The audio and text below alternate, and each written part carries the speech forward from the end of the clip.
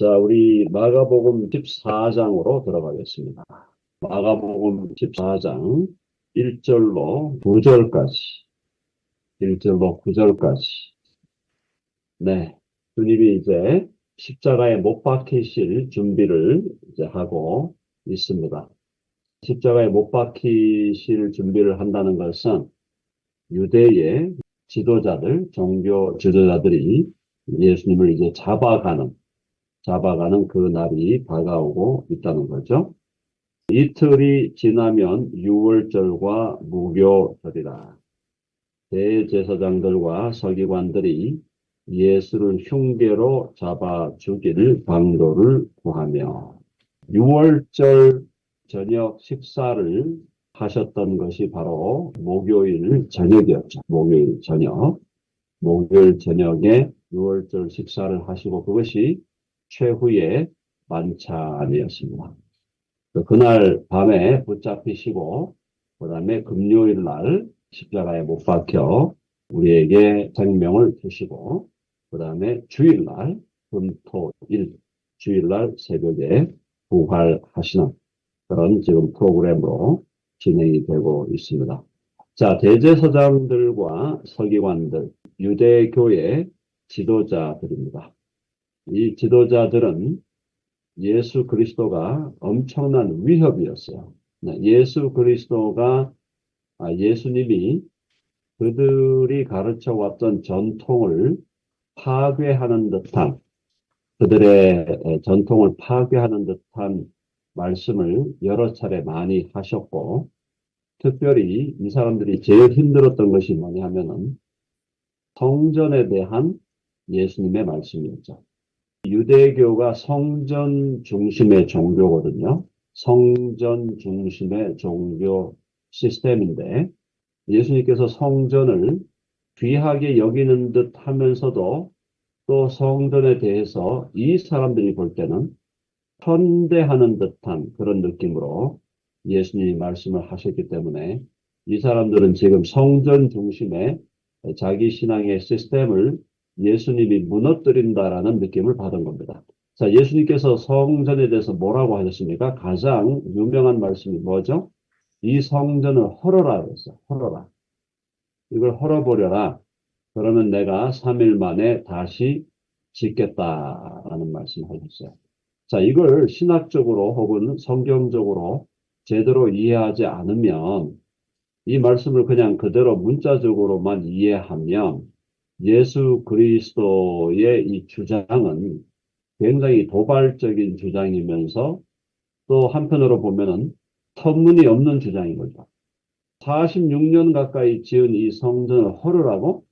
이걸 헐어가지고 3일 만에 다시 짓겠다고? 말이 안 되는 거죠. 그러니까 지금 헐어라, 성전을 헐어라는 말도 굉장히 도발적이고 도전적인 지금 언사고, 동시에 이걸 또 헐었는데 3일 만에 다시 짓겠다고 하니까 이건 또 무슨 말이지? 완전히 지금 말이 안 되는 얘기를 예수라는 자가 지금 하고 다닌다. 이런 소문이 엄청나게 퍼진 거죠. 지금 특별히 이 유대 지도자들에게는. 자, 그게 이제 성전 중심의 종교 시스템에 대해서 반대한다. 두 번째가 중요한 게 뭐냐면 예수님의 우리 요한복음 통해서 우리가 아주 자주 봤지만은 예수님의 자기 주장이 이 유대인들이 볼 때는 신성모독적인 주장이었어요. 그러니까 예수님의 자기 주장이 어떤 주장이었습니까?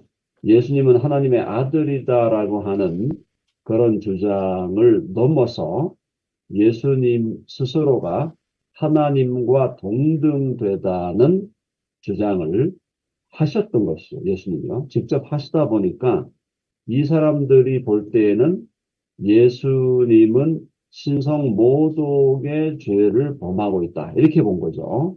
신성모독의 죄를 범하고 있다. 이렇게 주장을 하게 되고.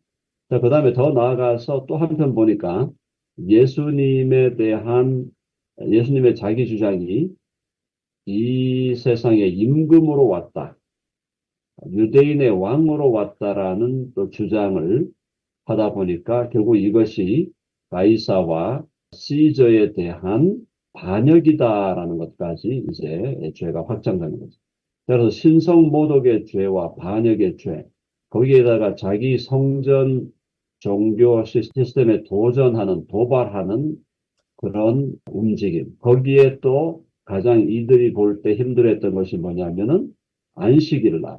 안식일 날 예수님이 안식일을 이들이 지켰던 방식으로 조용하게 계신 게 아니라 안식일에 더 주님께서 적극적으로 병든 자들을 치유한다든가 또 안식일에도 가르침을 준다든가 이런 이들이 생각하는 안식일을 성수, 안식일을 거룩하게 지키는 것과는 굉장히 지금 관계가 없는 그런 행동을 주님이 하고 계셨다는 것이죠. 자, 거기에 이제 수많은 사람들이 따라다니잖아요.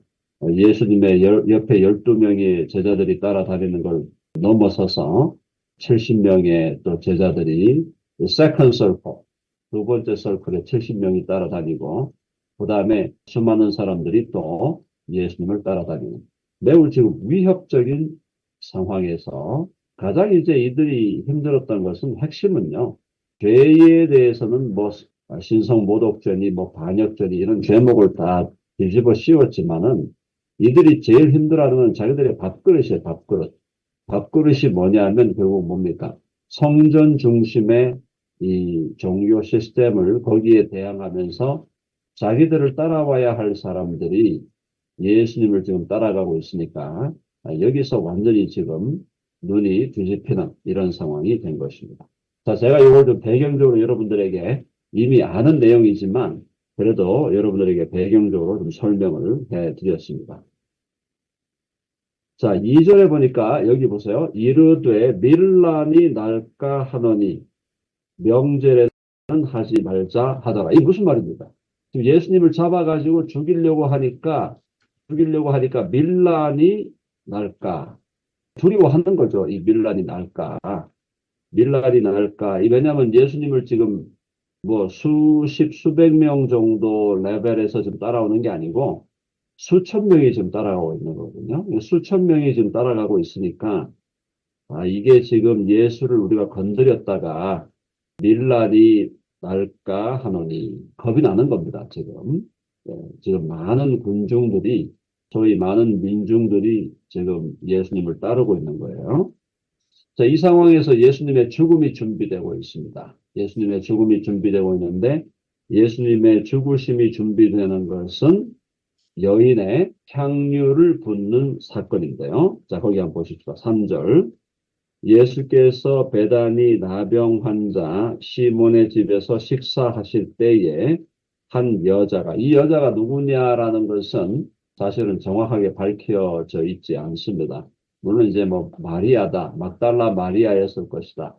아니면은 베다니의 마리아다. 베다니의 마리아는 바로 마리아, 마르다, 나사로 그 3남매의 마리아가 있었죠. 그러니까 마리아가 여러 마리아가 있는데 어쨌든 이 마리아가 누구냐라고 할 때 지금 이 베다니라는 지역이 나오니까 여기서 이 여인이 베다니의 마리아였을 것이다. 마르다의 여동생 마리아였을 것이다. 이렇게 보는 학자들도 있습니다. 그러나 지금 성경에서 분명하게 지금 밝히지는 않고 있으니까 우리가 그냥 추측을 하는 정도고요. 자, 베다니 나병 환자 시몬의 집에서 식사하실 때에 한 여자가 매우 값진 향유, 곧 순전한 나드 한 옥합입니다. 자, 향유는 아주 좋은 냄새가 나는 향기 나는 기름이죠. 향기 나는 기름.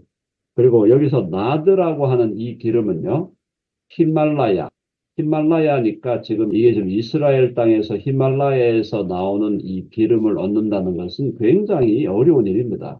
그러니까 지금 이 히말라야에서만 나오는 매우 향기 나는 기름이다. 이렇게 지금 우리가 나드를 이해를 하면 되겠고요. 한 옥합이다. 옥합이라는 것은 기름을 담아 놓은 거니까 기름병으로 이해하면 됩니다. 병. 기름병. 기름을 담아 놓은 병. 이 병인데 이 병은 뭘로 만들어지나? 아주 상류층에서 이걸 뭐 금으로 만든다고도 합니다. 금으로 만들거나 대리석으로 만들거나 아니면 상당히 고급스러운 석재병이에요. 물병처럼 기름병. 우리 참기름도 참기름 병에 보통 담잖아. 요즘에는 뭐 플라스틱으로 보통 담지만은 옛날에는 다 기름병을 썼잖아요. 그걸 의미하는데 이 병이라는 것은 그냥 뭐 우리 소주병 같은 그런 병이 아니고 아주 제대로 만들어진 아주 값지게 만들어진 옥합이에요. 그러니까 이게 지금 둘 다 굉장히 기름도 너무 값지고 매우 값진, 이 매우 값지다 최상급이죠. 매우 값진 그리고 향유, 그 순전한 나드 한 옥합을 가지고 왔습니다. 그 옥합을 깨뜨렸어요. 옥합을 깨뜨렸어요. 깨뜨려서 예수의 머리에 부었다. 자, 보통 이제 기름을 바르는 경우에 이 유대의 장례 풍속에서는 기름을 바르는 것은 특별히 시신에 기름을 바르잖아요. 시신에 기름을 바르는 것이 보통 장례 절차에 매우 중요한 절차였고, 근데 사실은 지금 이 예수님이 아직 돌아가시지 않았지만은 기름을 예수님께 부었다. 지금 이제 잡히기 직전이고 돌아가시기 직전이죠. 이 상황에서 지금 이 여인이 기름을 부었다라고 하는 것은 사실은 이 여인의 이 행동은 예수님이 해석을 했죠. 예수님이 어떻게 행동을 했어요? 어떻게 해석을 했어요? 이것은 나의 장례를 준비하는 행동이었다라고 말씀하고 있습니다. 자, 근데 이 향유의 가치가 엄청났던 겁니다. 4절에 보시면요. 4절. 이게 너무너무 값진 거예요. 뒤에 보면요. 뭐라고 되어 있냐면은 300데나리온. 5절에 보니까 이 향유를 300데나리온 이상에 팔 수 있었다. 자, 데나리온. 한번 해봅시다. 데나리온. 데나리온은 이 당시에 은전인데, 은전. 이 데나리온은 노동자들의 일꾼의 하루 품삯입니다. 하루 품삯. 자, 여러분, 하루 품삯이면은, 뭐, 오늘날 지금 한국 정도로 봐도 하루 막노동을 하면은 한 10만 원에서 한 15만 원 받을 겁니다. 그러니까 지금 하루 품삯이 데나리온인데 300데나리온 이상이라고 했으니까 뭐예요? 연봉이야, 연봉. 연봉을 얘기합니다. 1년 연봉이 들어가는 하루에 10만 원 정도 받는다고 해도 365일이면은 약 3,650만 원. 미국으로 치면은 지금 6, 7만 불 되는 돈이죠. 그러니까 한 사람의 연봉이 들어가는 그 정도 가치의 기름이에요. 기름이 양이 얼마나 되겠습니까? 아무리 양이 많다 해도. 그러면 기름의 양이 한 옥합 정도 된다 그러면은 뭐 1리터 이상 되겠어요? 1리터 정도, 1리터 정도로 번다 하더라도요. 기름이 한 1리터 정도 되는 정도의 양의 기름인데 자기들이 머리를 돌려보니까 이거는 한 연봉이 들어가는 정도의 액수인데 이걸 예수님의 머리에 붓는다고 생각하니까 거기에 뭐라고 표현되어 있냐면은 4절에 어찌하여 이 향유를 허비하는가 이렇게 되어 있습니다. 허비하는가 낭비하는가 이 말이죠. 사랑하는 여러분, 이 여인은 주님을 위한 거룩한 낭비를 하고 있었다. 굉장히 중요한 얘기입니다. 자, 우리가 주님을 위해서 이게 이제 여기 지금 거기 보면은 이걸 반대하는 사람들의 주장이 그럴듯합니다. 거기 뭐라고 되어 있어요? 이 향유를 300데나리온 이상에 팔아 가난한 자들에게 줄 수 있었겠도다 하며 그 여자를 책망하는지라. 이런 사람이 오늘날에도 있을까요? 없을까요? 이런 사람들이 오늘날에도 있는 겁니다. 예를 들어서 옛날에 한국교회가 한창 부흥할 때 교회당을 지어야 되잖아요. 교회당을 짓기 위해서 교회의 많은 중직자들이 자기 집을 다 팔았잖아요. 집 팔은 사람이 우리 한국교회에서 사실은 집 팔아가지고 교회에 헌금한 사람, 이단 사입이 안 빠져도 일반 정통교회에서도 집을 팔아가지고 건축 헌금을 한 사람은 굉장히 많습니다. 굉장히 많아요. 근데 그런 사람들에 대해서 누가 반대하는가? 식구들이 반대하죠. 식구들이 반대하고, 가족들이 반대하고, 또 친척들이 반대하고. 반대하는 논리가 이거 아니에요. 정신 나갔냐? 아니, 이 집 하나가 지금 우리 전 재산인데, 이거 지금 팔아가지고 예배당 짓는다고 헌금하는 게 말이 되느냐? 그 얘기를 할 때 논리가 다 다르죠. 사회운동가들은 소위 사회적인 의식이 있다고 하는 사람들은 야, 이 정신 나간 거 아니냐. 이거 지금 돈이 이 정도 있으면 이거 팔아가지고 가난한 자들 도와야지. 이런 사람 얼마든지 항상 있는 거고요. 그 다음에 또 반대하는 사람, 야, 정신 나갔냐. 지금 이거 우리 전 재산인데 이거 지금 팔아가지고 예배당을 짓겠다고? 그리고 자녀들은, 아니, 이거 나한테 물려줄 지금 유산, 이거 1호인데, 이거를 지금 아버지 이걸 팔아가지고 교회 헌금한다고요? 반대 논리는 얼마든지 많아요. 반대 논리는. 자, 그런데 사랑하는 여러분, 우리 한국교회가 초창기에 그러한 헌신들, 교회의 교우들의 그런 기가 막힌 헌신들이 있었기 때문에 그나마 한국교회가 지금까지 버텨왔다라고 저는 생각을 합니다. 물론 그걸 악용하는 지도자들이 있었어요. 그 순전하고 순수한 그 마음을 악용해가지고, 그죠? 악용해서 교회를 지나치게 화려하게 짓는다든지, 아니면은 그걸 또 막 지어가지고 그렇게 하면서 개인적으로 그걸 뭐 착복을 한다든가, 뭐 이런 식의 개인적인 어떤 범죄를 저지르고 그걸 미스유즈하고 어뷰즈하는 사람들이 없었던 건 아니에요. 그러나 그럼에도 불구하고 정말 주의 교회가 정당한 부흥과 발전을 하게 하기 위해서 인간적으로 볼 때 말도 안 되는 그런 헌신을 했던 사람들, 그들의 그 순수한 마음과 그런 순수한 헌신이 부족하지만 한국교회를 또 우리 이민교회를 끌고 왔다.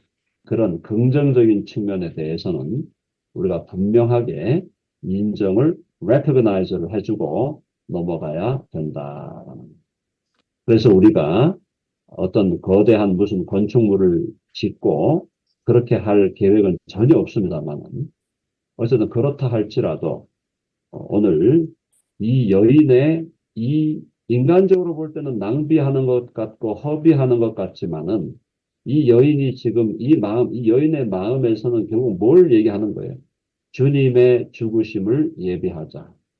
우리를 위하여 십자가를 지시고 우리를 위하여 십자가를 지시고 채찍을 맞으시고 또 손과 발에 못 박히시고 머리에 가시관 쓰고 가실 그 예수 그리스도. 한국의 사극 드라마 볼 때마다 가끔씩 나오는 단어가 뭡니까? 한번 해볼까요? 옥체. 옥체를 보존하소서. 그런 얘기 많이 들으셨죠? 그야말로 예수님의 몸이야말로 옥체 아닙니까? 옥체. 하나님의 아들의 몸인데 그 하나님의 아들의 그 몸 옥체를 부수어서 깨뜨려서 그 옥체를 깨뜨려 옥체를 찢어서 우리를 위하여 생명을 주신 주님.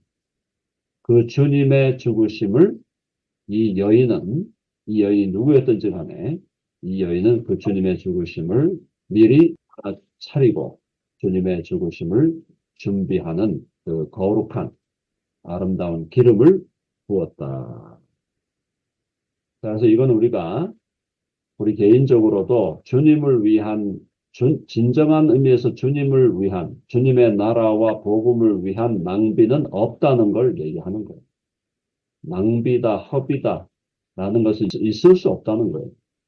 그래서 우리가 주님의 나라와 주님의 복음과 또 주의 교회를 위해서 우리가 사용하고 헌신하는 그 귀한 헌신은 우리 주님 앞에서 주님께서 거룩하게 보시고 인정하신다.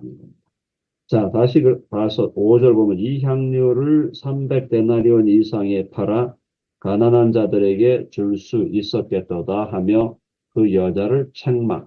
이게 이제 소위 사회적인 의식이 있다고 하는 사람들, 또 종교적으로 의식이 있다고 하는 사람들이 이렇게 신앙적인 이런 헌신을 책망한다 이 말, 책망한다. 자, 6절. 자, 주님이 뭐라 그래서 주님이 어떻게 평가하셨어요? 내게 좋은 일을 하였다. 주님의 평가가 내게 좋은 일을 하였다. 가만두라. 너희가 어찌하여 그를 괴롭게 하느냐. 막 책망하니까요.